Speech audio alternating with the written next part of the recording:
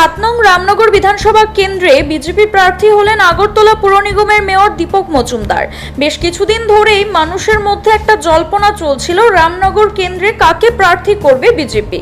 অবশেষে শুক্রবার দুপুরে সমস্ত জল্পনা কল্পনার অবসান ঘটিয়ে প্রার্থী ঘোষণা করল দল।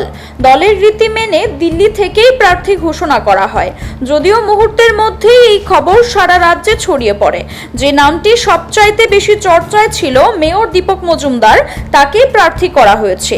বাজি পটকা ফাটিয়ে দলীয় কর্মী সমর্থকরা তাকে স্বাগত জানান।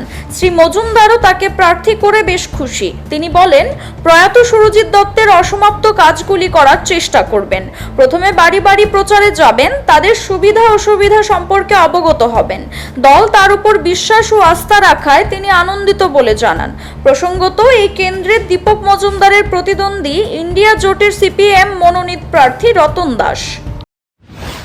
আমি অত্যন্ত আনন্দিত এবং খুশি যে রামনগরে সুরজিৎ দত্তের মতন একজন বিধায়ক বিগত 40 বছর উনি সেবা করেছেন, তার জায়গায় তার অবর্তমানে আমাকে এই দায়িত্ব দেওয়া আছে। মানে আমার উপর যে দল বিশ্বাস এবং আস্থা রেখেছে তার সম্মান রাখার চেষ্টা করবো।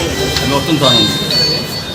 রামনগরবাসীর যে প্রত্যাশা রয়েছে সেই প্রত্যাশা পূরণে আপনার কি ভূমিকা থাকবে? না, আমাদের সরকার আসার পর 2018-এ তারপর রামনগর যিনি বিধায়ক রামনগর এলাকার মানুষের সমস্ত চাহিদা বা সমস্যার নিরসনের জন্য সরকার কাজ করছেন।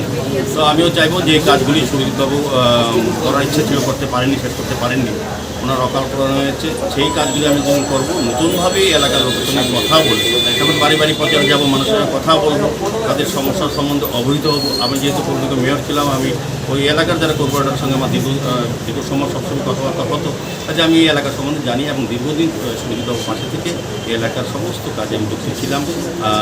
বহুদিন ধরে, বহু বছর ধরে আমি এলাকা ভালো করে জানি, এলাকার মানুষকে চিনি, এলাকার সম্বন্ধে আমার যে ধারণা আছে, কাজে কাজ করতে আমার সুবিধা হবে। শুধু আমি এই এলাকার সর্ব অংশের মানুষের দল মত নির্বিশেষে সকলের আমি আশীর্বাদ দিচ্ছি। Siri TV, channel for news and entertainment.